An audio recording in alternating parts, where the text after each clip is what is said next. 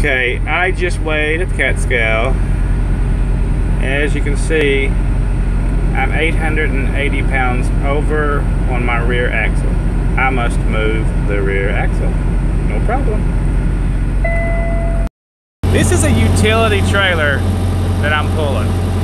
Utility trailers are 250 pounds for each hole. So each hole that you move, you will move 250 pounds. Very simple, right? I'm 840 pounds overweight.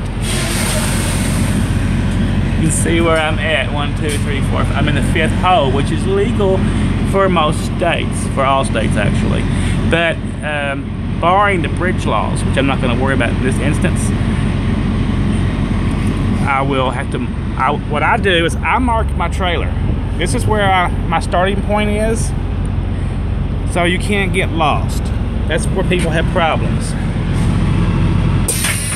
Pull my pin, and of course, since Kit is driving my truck, I will have Kit pull the truck up.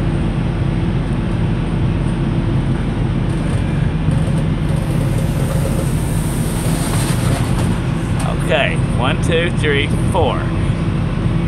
Now I reach in and I push this back in. Kit pulls up again a little bit. Now we're locked in. See the pins? You need to check all 4 pins and make sure it's locked in. If you have a Great Dane trailer, it's 500 pounds per hole. There is also an app that I will try to link in the description that you can use that will tell you these things.